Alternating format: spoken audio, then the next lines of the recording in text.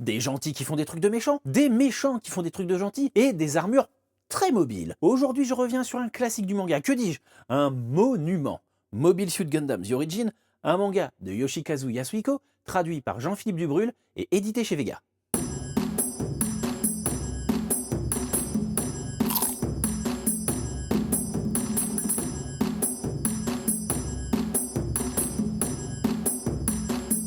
Voué à quitter la Terre pour coloniser l'espace, l'homme a fini par accomplir son rêve et a construit de gigantesques colonies flottant dans le vide interstellaire. Ces cylindres de plusieurs kilomètres, recréant artificiellement en leur sein les conditions de vie terrestre, sont ainsi devenus la deuxième patrie des colons qui y vivent.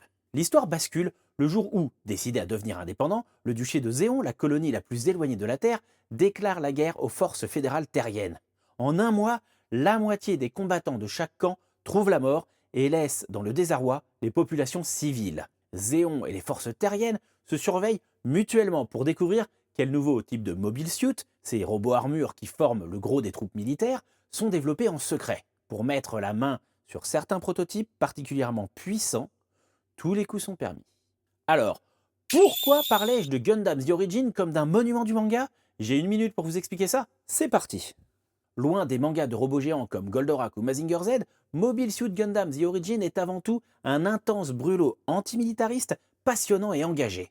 Abordant des sujets complexes comme le colonialisme, le racisme, l'exploitation des précaires et bien sûr les enfants soldats, le manga s'annonce très rapidement comme un drame humain, brinque-ballant ses personnages au gré des vents provoqués par des décisions politiques qui les dépassent.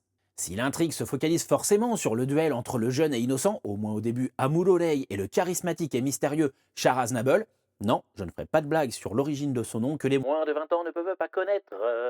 En reprenant les éléments de l'animation d'origine de 1979, Yas propose une galerie de personnages bien écrits, avec une personnalité et une motivation qui leur est propre, mais tous malmenés par l'injustice des tragédies provoquées par ce conflit galactique. Servi par un dessin magistral et expressif, une mise en scène claire et inspirée, ce manga s'avère passionnant du début à la fin, autant dans ses scènes d'actions endiablées que lors des intrigues de palais. Character designer et directeur de l'animation sur la toute première série Mobile Suit Gundam de 1979, Yoshikazu Yasuhiko se retrouve au début des années 2000 à travailler sur l'adaptation en manga de cet animé véritablement culte au Japon. Profitant de l'occasion pour combler certains trous de l'intrigue ou changer quelques éléments, il se lance dans ce projet dantesque avec une certaine liberté. D'autant que son manga sera publié dans un magazine créé spécialement à cette occasion, Gundam Ace. Le succès étant rapidement au rendez-vous, l'auteur pourra s'autoriser à développer sa relecture du mythe librement avec le soutien de son éditeur. Quelques années plus tard, Mobile Suit Gundam The Origin est à son tour adapté en animé. Ce coup-ci, le character design est signé Tsukasa Kotobuki. Yas, lui, sera scénariste et réalisateur. La boucle est bouclée.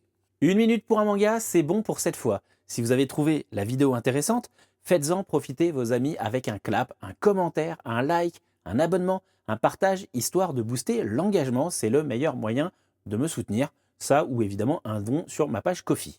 N'hésitez pas à me dire quel titre vous aimeriez me voir une minuter.